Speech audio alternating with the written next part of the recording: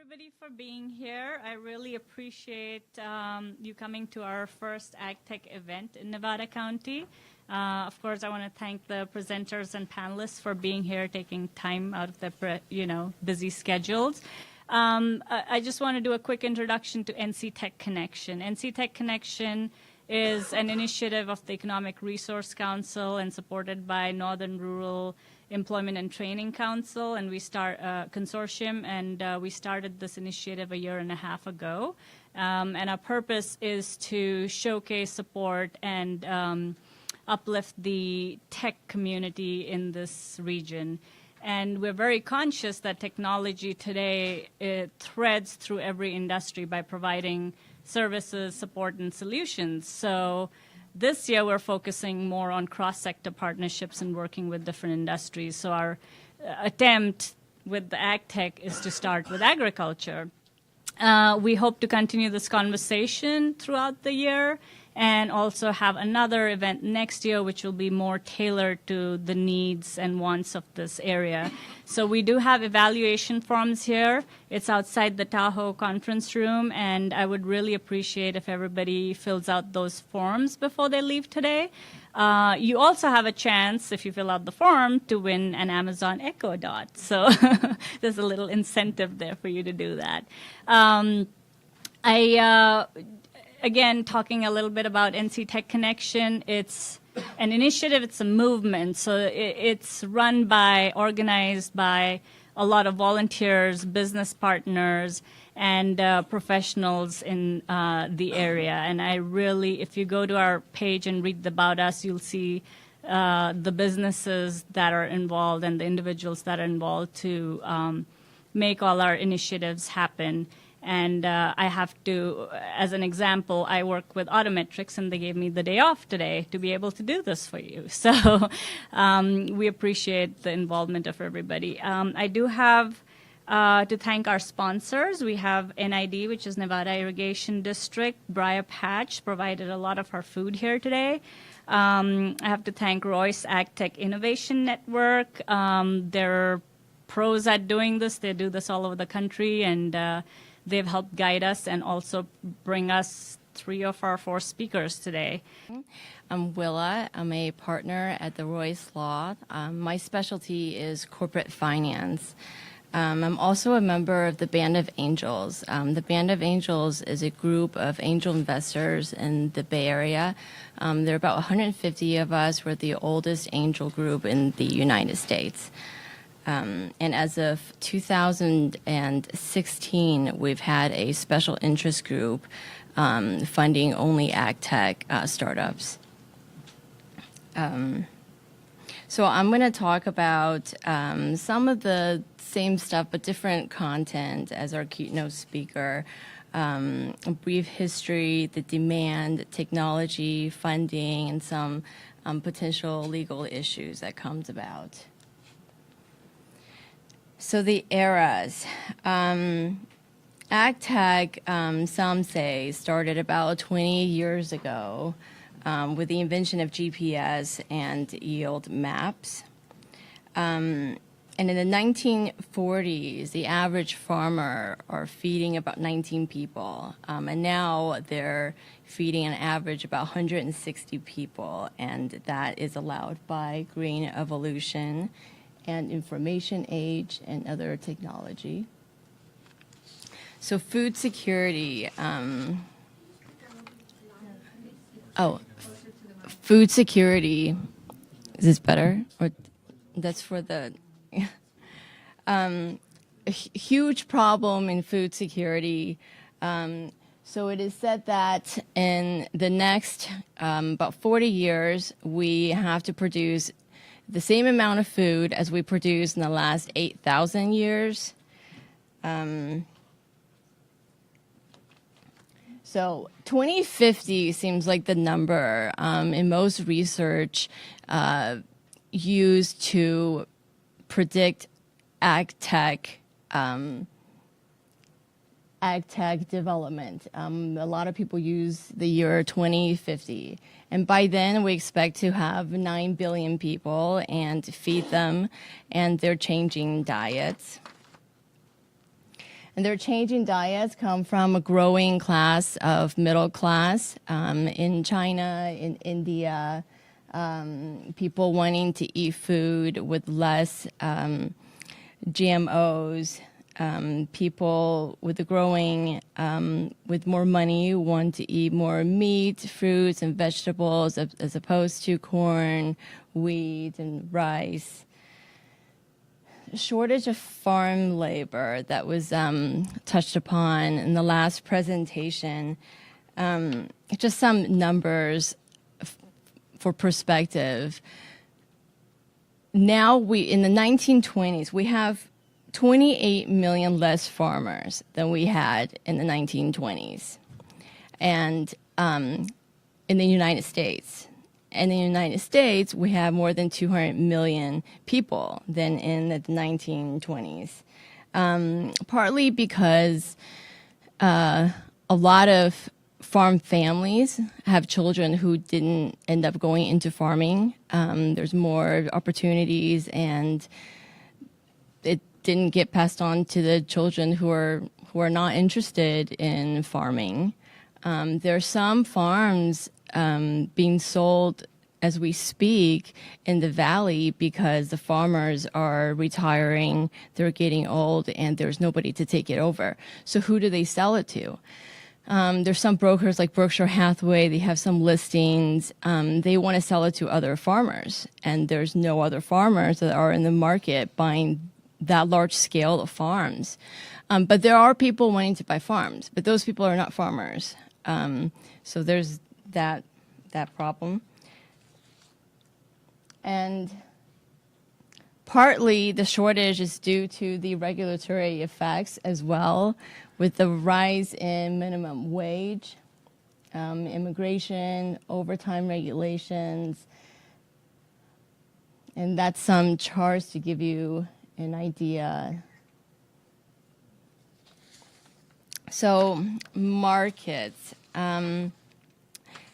Agriculture, it consists of 8.6% of the global GDP. It is the fastest growing sector since 1999. And about $200 billion of annual investment has gone into AgTech. It's a huge market. So the funding,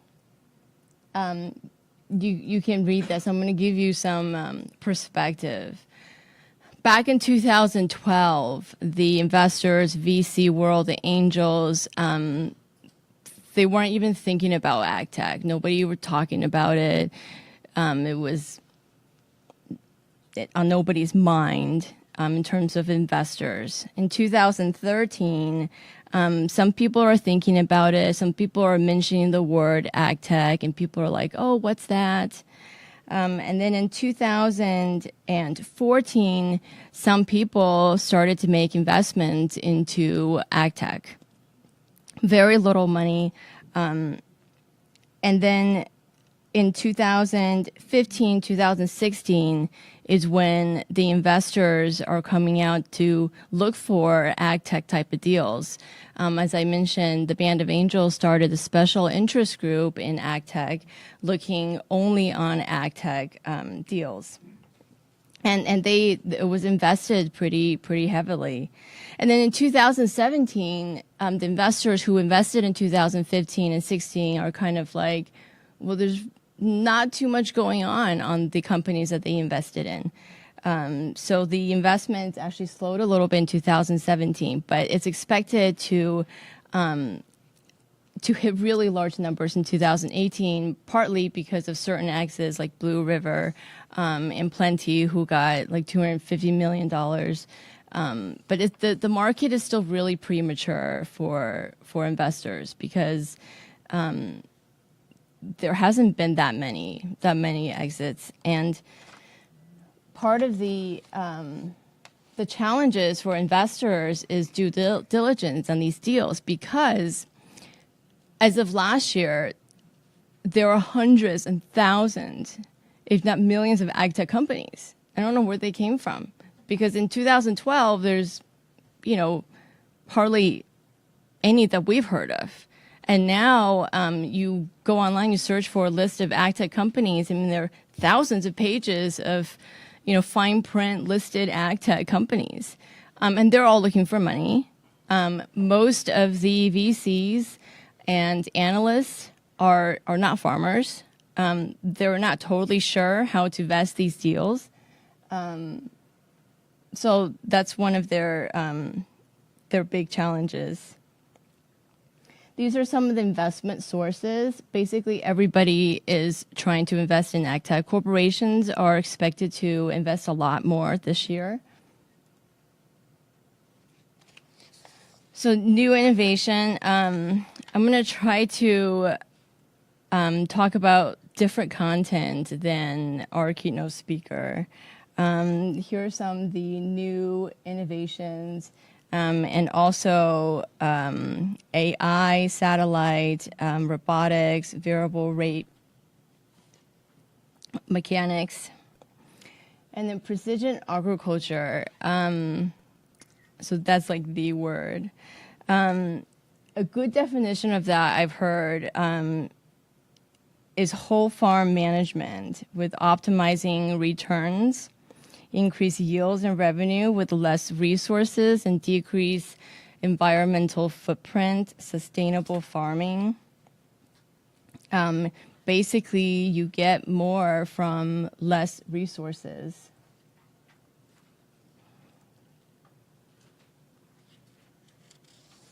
And in precision farming, you gather data, you analyze data, and then you manage that information. You use it to make decisions. There are companies with drones that can fly around 20 acres in 5 minutes to collect the data that would otherwise have taken weeks.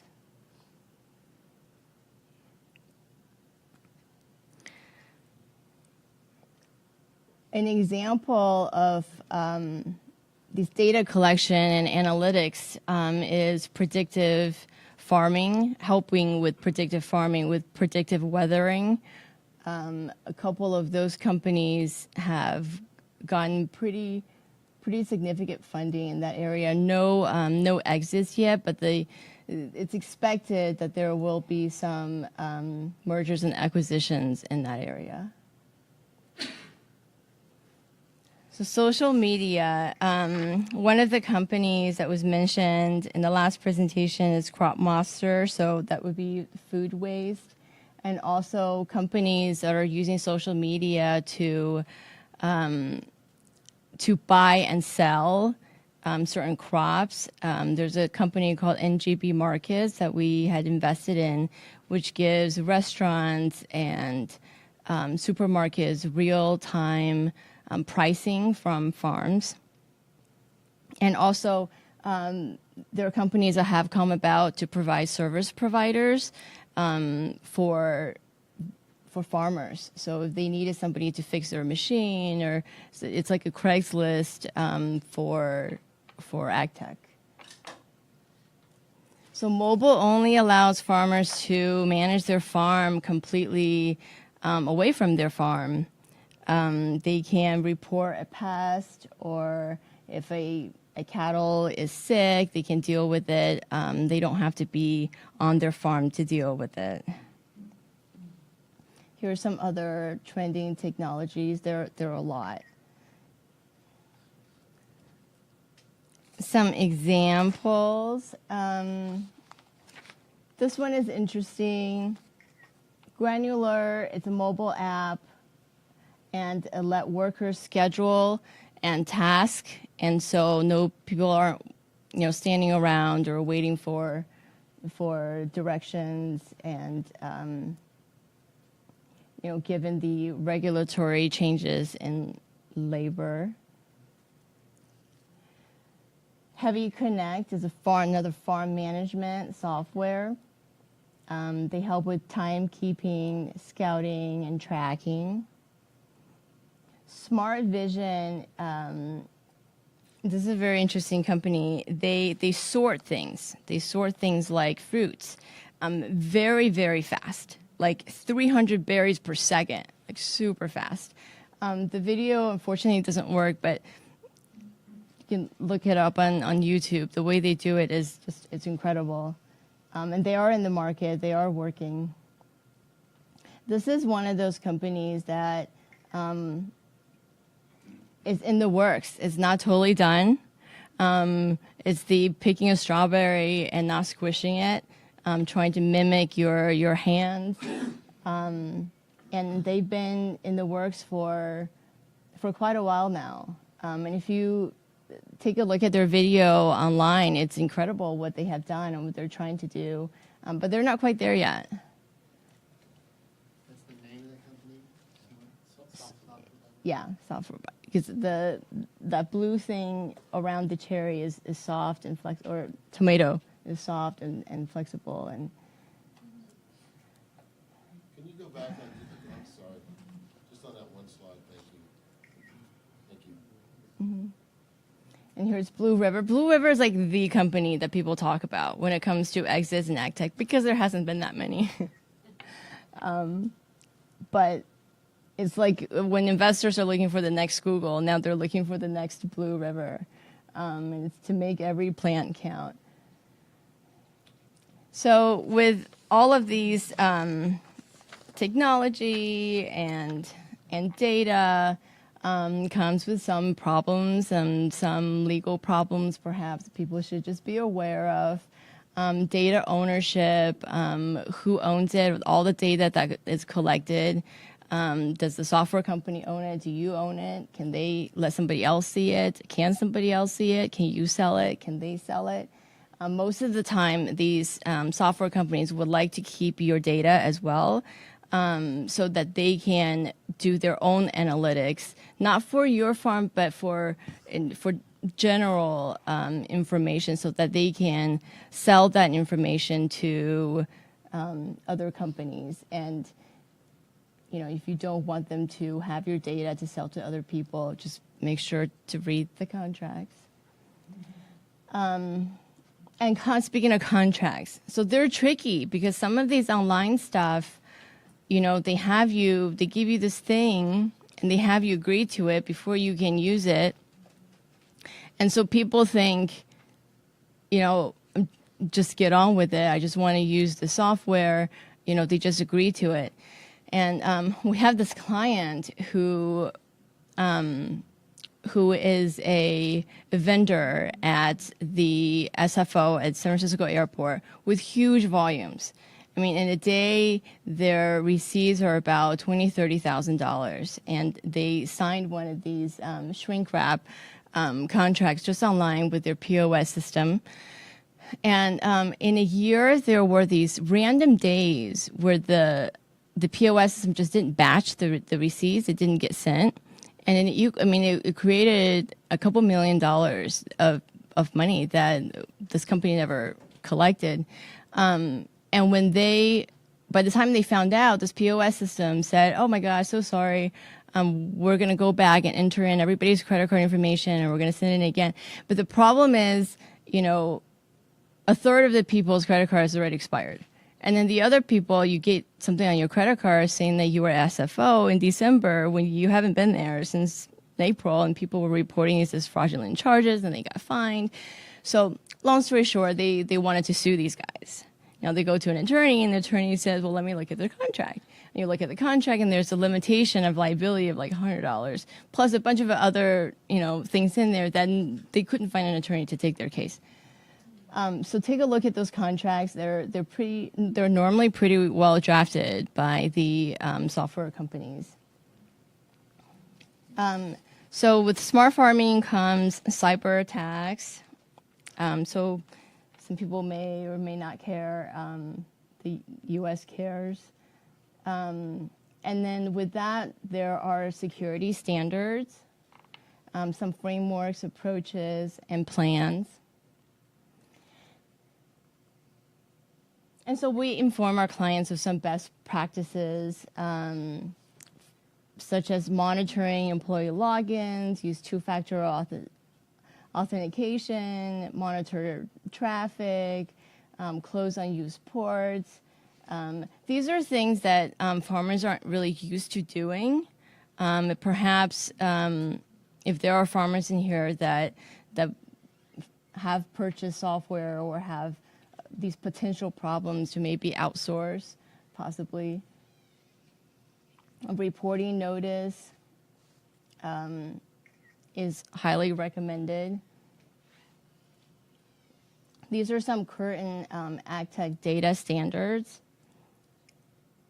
And are they workable? Are they workable for farmers? Do they have the time? I mean, it's almost like a lifestyle change to integrate these software and having to, monitor it to make sure that no one's hacking. And another problem, and this is more if you're an AgTech startup, is the lack of formal agreements. We see a lot of problems in that, especially when there's money later on. In the beginning, everybody loves each other. Everybody's super excited to start a business together. There's no problems. And then, when there's funding, money coming in, then there's huge problem. Something that's been popular that we've been seeing lately is called the slicing pie agreement, where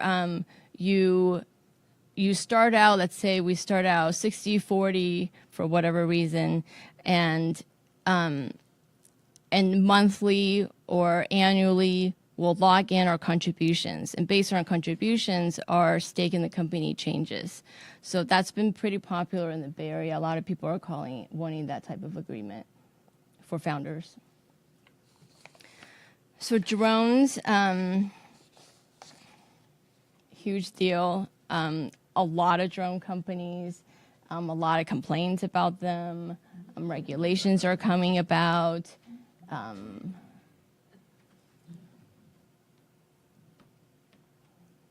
And here's some FAA rules for commercial drones. And that's my presentation. We're a full-service law firm. Our founder, Roger Royce, got into this AgTech industry over 10 years ago when people were like, what? And we help with, funding. We help with hiring. If they need some people. And those are, not legal fees. We don't charge for those things. But we do corporate formation, finance, IP, litigation, if you need, et cetera. And that's it. Thank you. I'd be happy to take questions later.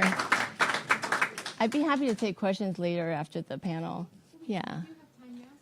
So Oh, see if anything comes up? sure. We can move on as well. Okay. Yeah. No, it's fine. Just in case that, if there are any attendees that aren't planning on staying the entire day, is there anyone that has a, okay.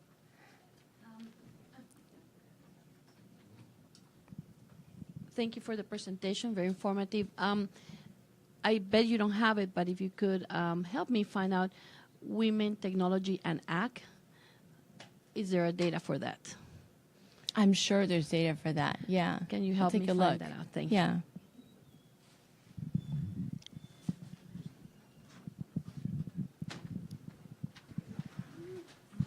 I just want to reply to your comment. Women of Ag, through any Farm Bureau, will be able to guide you through that. It's a huge women supporting agriculture organization, so get a hold of them. All right. So we'll wrap it up. Thanks, Thank Lola. you.